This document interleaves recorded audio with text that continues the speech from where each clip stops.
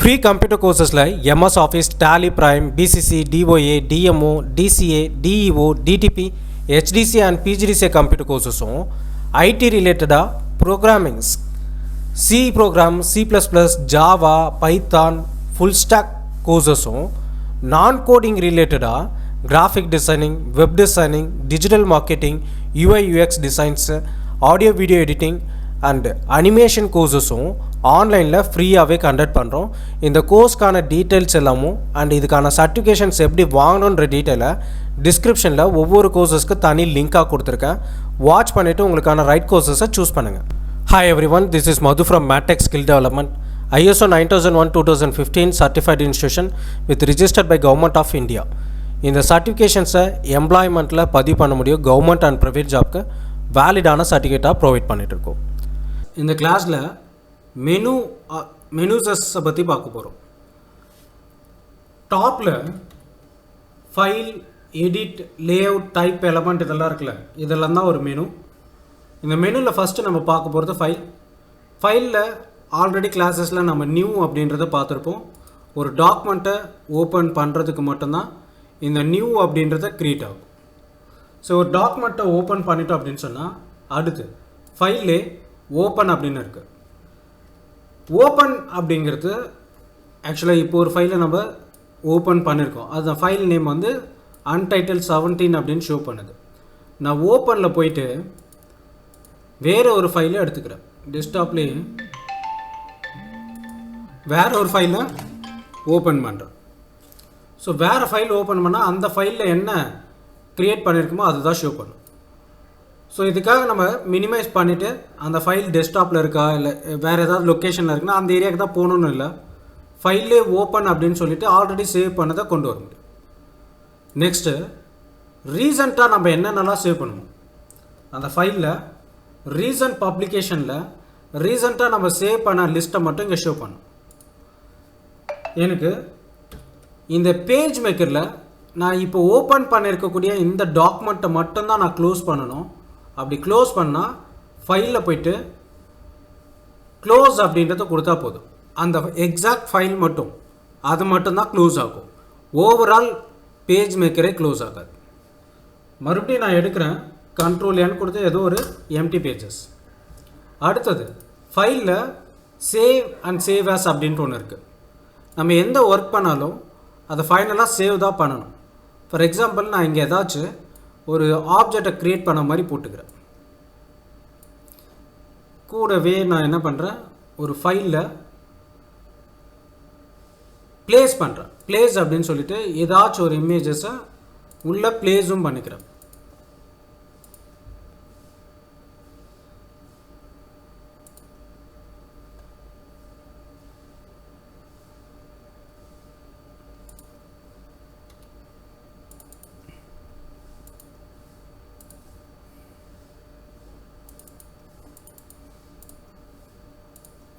ஒரு இமேஜை ப்ளேஸும் பண்ணிக்கிறேன்.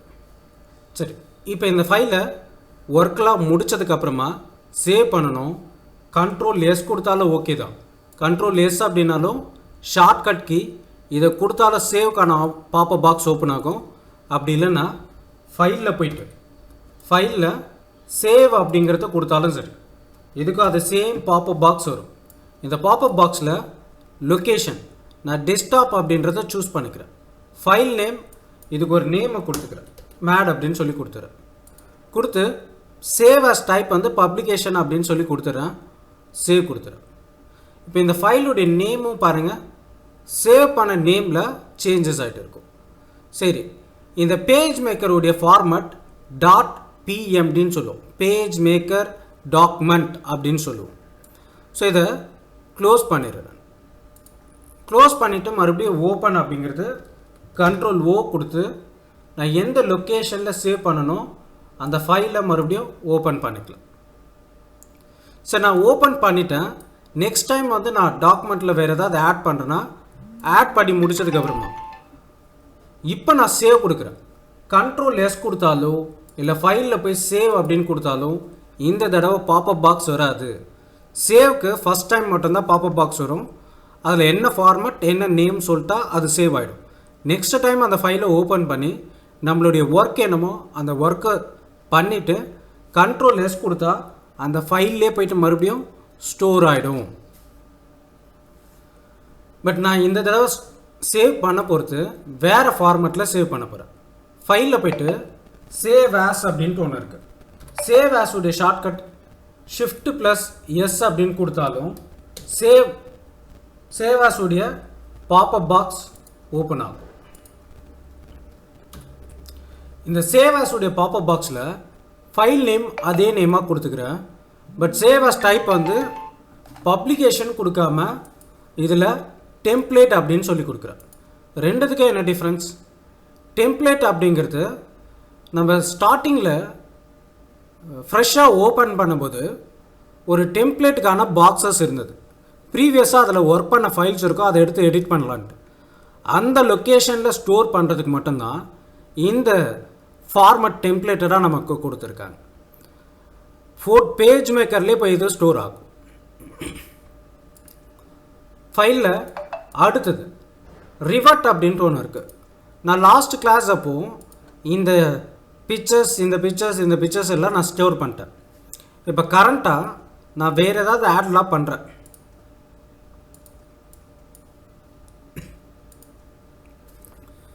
பட் இது எனக்கு தேவையில்லை.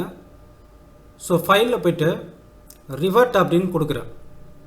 Ctrl+Z ஒன் டைம் தான் பண்ண முடியும். ஸோ ப்ரீவியஸாக இருந்த மாதிரி நான் கொண்டு வரேன்னா revert to last saved version அப்படின்றது கொடுத்தீங்கன்னா போதும்.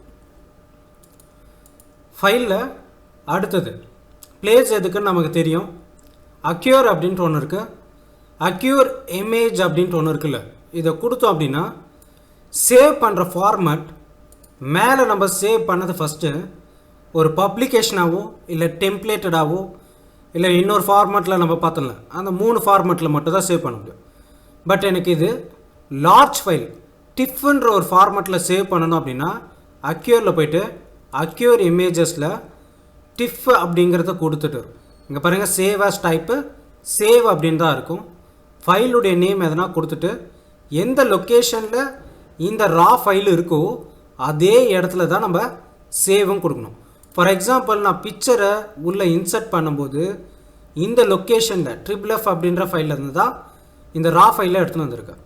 இப்போ நம்ம சேவ் பண்ணுறதும் இதே ஃபைலில் தான் நம்ம க்ரியேட் பண்ண ஃபைலையும் சேவ் பண்ணணும். அப்போ தான் அது ஸ்டோர் ஆகும், இல்லைன்னா ஸ்டோர் ஆகாது. நெக்ஸ்ட்டு ஃபைல்லே எக்ஸ்போர்ட் அப்படின்ட்டு ஒன்று இருக்குது. எக்ஸ்போர்ட்டை பொறுத்த வரைக்கும் நான் PDF ஃபார்மேட்டில் எனக்கு வேணும். PDF ஃபார்மேட்டில் வேணும்னா அடோபி PDF அப்படின்னு சொல்லி getting publication name export PDF file request அப்படின்னு சொல்லிட்டு ஒரு பர்டிகுலர் ஆப்பை வந்து இன்ஸ்டால் பண்ண சொன்னோம். அதை இன்ஸ்டால் பண்ணால் தான் PDF-ஆக அது ஸ்டோர் ஆகும். சரி, நம்ம இதை PDF-ஆக எடுக்கணும் அப்படின்னா எக்ஸ்போர்ட்டில் PDF இல்லை HTML-ஆக எனக்கு கன்வே பண்ணி கொடு அப்படின்னு சொன்னால் HTML-ஆக கன்வே கொடுக்க போகுது. இதே ஃபைலில் எக்ஸ்போர்ட்டில் கிராஃபிக் அண்ட் டெக்ஸ்ட் அப்படின்ட்டு ஒன்று இருக்குது. நான் ஃபைலில் போய்ட்டு கிராஃபிக்ஸ் அப்படின்றத கொடுக்குறேன். இங்கே ஷோ பண்ணதா கிராஃபிக்ஸ், ஏன்னா இங்கே நிறைய ஃபைலில் நம்ம யூஸ் பண்ணியிருப்போம். ஒரு வேளை நான் நியூ எடுத்துகிறேன், A4 கொடுத்துறேன். ஃபார் எக்ஸாம்பிளுக்கு ஒரு பிக்சர்ஸே இம்போர்ட் பண்ணிக்கலாம். பிளேஸில் போய்ட்டு நான் பிக்சர் எடுத்து க்ரியேட் பண்ணிட்டேன். இப்போ நான் சேவ் பண்ண வேண்டிய ஃபார்மேட் டிஃபாக எனக்கு வேண்டாம், இமேஜ் ஃபார்மேட் வேணும். இந்த இமேஜ் ஃபார்மேட்டில் டைப்பு நான் ஸ்டார்டிங்கில் ஃபோட்டோஷாப் கிளாஸஸில் இமேஜுடைய ஃபார்மேட்லாம் சொல்லியிருப்பேன். ஃபார் எக்ஸாம்பிள் இந்த பிக்சர்ஸை நான் இப்போ சேவ் பண்ணுறேன்னா சேவ் பண்ணுற ஃபைல் PMD, அதாவது பேஜ் மேக்கர், அதான் சேவ் ஆகுது. அதை விட்டுட்டா டிஃப், எனக்கு டிஃப் வேணாம், JPEG-ல வேணும், PNG-ல வேணும் அப்படின்னு சொன்னால் அப்போ ஃபைலில் போய்ட்டு எக்ஸ்போர்ட்டில் கிராஃபிக் அப்படின்ற ஆப்ஷன்ஸ் இருக்கும். கிராஃபிக் ஆப்ஷன் நம்ம பிக்சர்ஸாவோ இல்லை ஷேப்ஸாவோ யூஸ் பண்ணி பண்ணுறதெல்லாம் கிராஃபிக் தான். ஸோ கிராஃபிக்கை கிளிக் பண்ணி எந்த இடத்துல சேவ் ஆகணும் நான் டெஸ்க்டாப்பில் கொடுத்துறேன். ஃபைலுடைய நேம் மேட் லோகோனே இருக்கட்டும். சேவ் அஸ் டைப்பு டிஃப்பில் இருக்குது, JPEG இருக்குது, அப்படி இல்லைன்னா DCS GIF அப்படின்ற ஃபார்மேட் இருக்குது.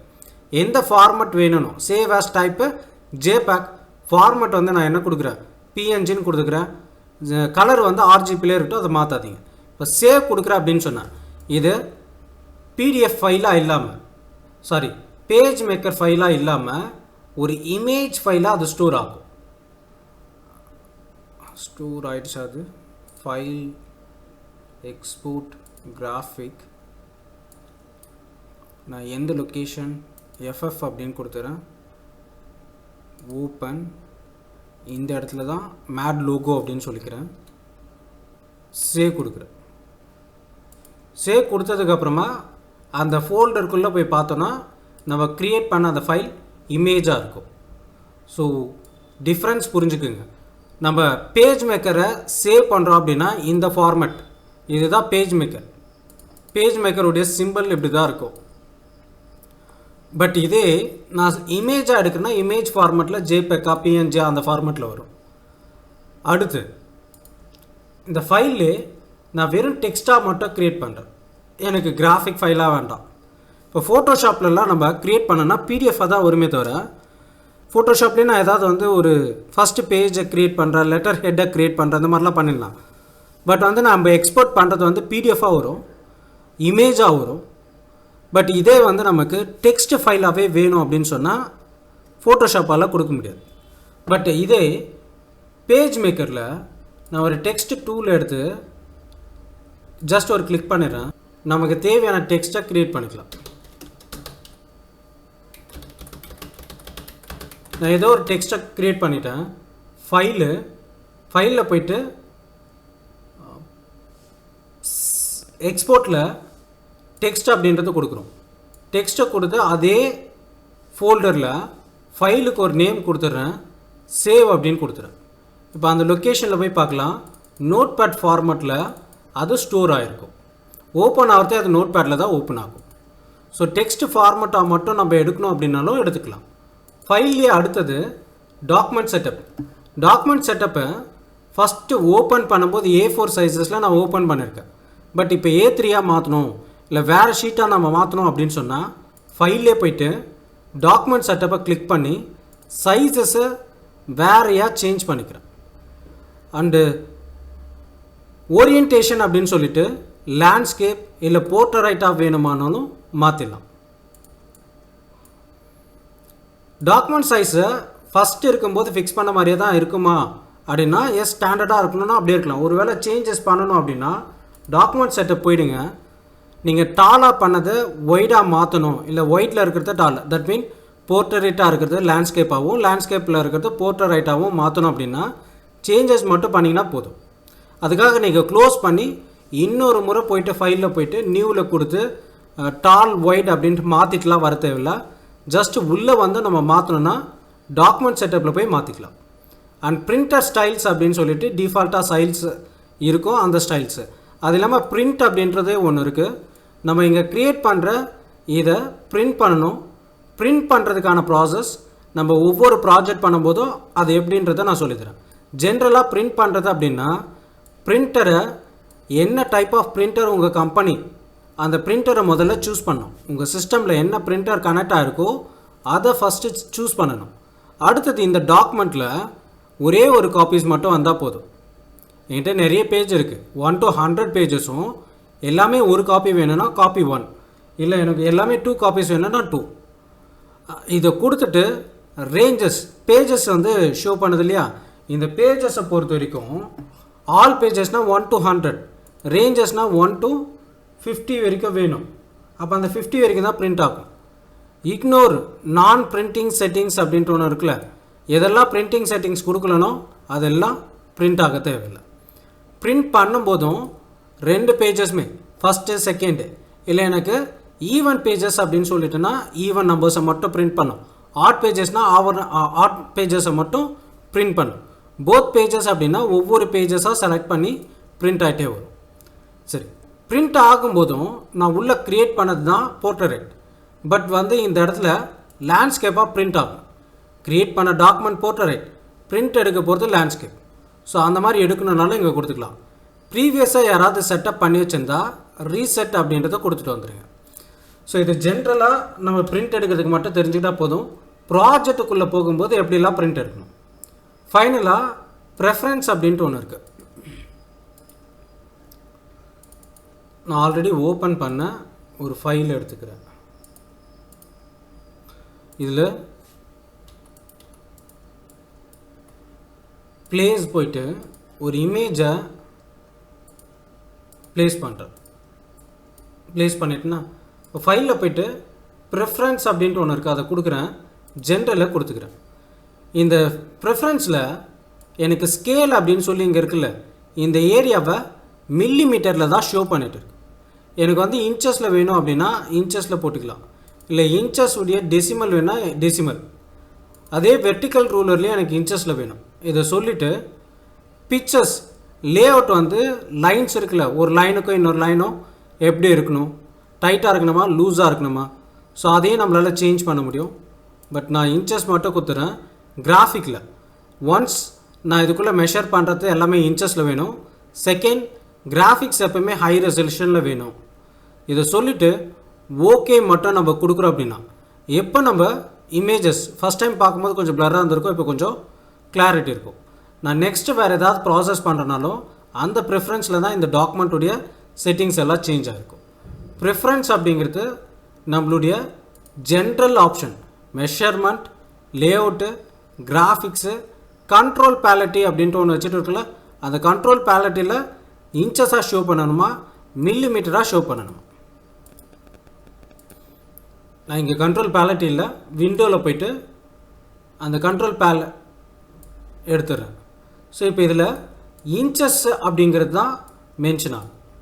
ஒருவேளை எனக்கு சென்டிமீட்டரில் வேணும் அப்படின்னா அப்போ ப்ரிஃபரன்ஸில் போய்ட்டு ஜென்ரலில் மில்லிமீட்டருக்கு பதிலாக இன்ச்சஸ், வெர்டிக்கலுக்கு பதிலாக பிகாஸ் இந்த மாதிரி நான் மாற்றி கொடுத்தாலும் இந்த இடத்துல என்ன ஆகும் போகுது, சேஞ்ச் ஆகிடும்.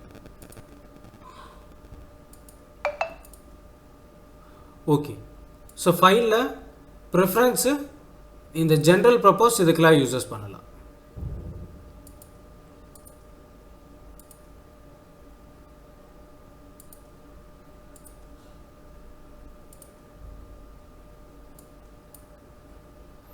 சேஞ்ச் ஆகலை, ஒரே நிமிஷம்.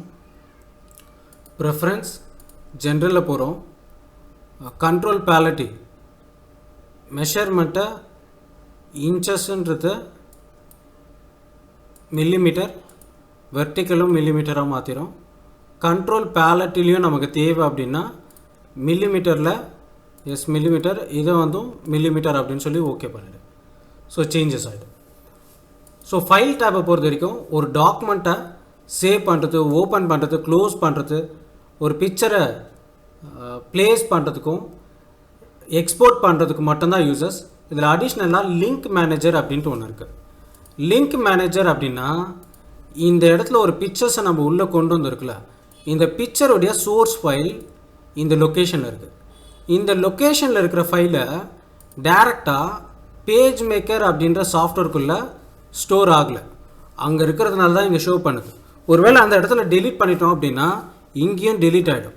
ஒரு பிக்சரை உள்ளே கொண்டு வந்ததுக்கப்புறமா இதுக்கான லிங்க்கை மட்டும் பிரேக் பண்ணிட்டீங்க அப்படின்னு சொன்னால் ஸோ பேஜ் மேக்கருக்குள்ளவே அந்த ஃபோட்டோஸ் வந்து ஸ்டோர் ஆன மாதிரி ஆகிடும். அப்போ ஃபைலில் லிங்க் மேனேஜரை கிளிக் பண்ணி டாக்குமெண்ட்டில் அந்த பிக்சருடைய நேம் இருக்கும், அதை கிளிக் பண்ணிவிட்டு ஓகே ஒன்று இருக்குது இன்ஃபர்மேஷன் அப்படின்னு கொடுத்தா எங்கேருந்து நம்ம அந்த பிக்சர்ஸ் எடுத்தோம், அந்த பிக்சருடைய ஃபைல் என்ன, ஃபார்மேட் என்ன, இதனுடைய டீட்டெயில்ஸை கொடுக்கும். அதுக்கு அடுத்தது ஆப்ஷன்ஸ் அப்படின்ட்டு ஒன்று இருக்குது, இதை அப்டேட் பண்ணிகிட்டே இருக்கணுமான்னு கேட்கும். ஒருவேளை அங்கே நான் ஏதாவது மாடிஃபைட் பண்ணேன்னா இங்கேயும் சேஞ்சஸ் ஆகும். ஸோ அது எனக்கு தேவையில்லை, அதனால் நான் அப்டேட்டை ரிமூவ் பண்ணிடுறேன். ஸ்டோர் காப்பி இன் பப்ளிகேஷன், எஸ் நமக்கு பப்ளிகேஷனை பேஜ் மேக்கரில் அது ஸ்டோர் ஆனால் போதும். ஸோ ஸ்டோர் காப்பி இன் பப்ளிகேஷன் மட்டும் ஓகே பண்ணிக்க. பண்ணதுக்கப்புறமா ஸோ சோர்ஸ் ஃபைல்லேருந்து இங்கே வருதில்ல, அந்த லிங்க்கை அன்லிங்க் கொடுத்துருங்க. ஓகே கொடுத்துட்டிங்க அப்படின்னா இந்த பிக்சர்ஸ் இந்த டாக்குமெண்ட்டில் இருக்கும். ஒருவேளை நம்ம இங்கே டெலீட் பண்ணாலும் இந்த ஃபைல் இந்த இடத்துல இருக்கும். ஸோ இந்த கண்டிஷன்ஸ் வந்து சேவ் பண்ணும்போது மட்டும்தான் இதை நம்ம செக் பண்ண வேண்டியது. இது எங்கே இருக்க, ஃபைலில் லிங்க் மேனேஜருக்குள்ளே இந்த ஆப்ஷன்ஸ் இருக்குது. ஓகே, இந்த கிளாஸஸை பொறுத்த வரைக்கும் ஃபைல் டேப்பில் இருக்கக்கூடிய ப்ராசஸ் எல்லாம் கம்ப்ளீட் பண்ணோம். எடிட் நெக்ஸ்ட் கிளாஸில் பார்த்துக்கலாம். இதில் இம்பார்ட்டண்ட் இந்த மெனுஸஸ் எல்லாமும் நமக்கு இம்பார்ட்டண்ட் தான். இதை முடித்தோடனே ப்ராஜெக்டாக நம்ம கிளாஸஸை மூவ் பண்ணுவோம். தேங்க்யூ.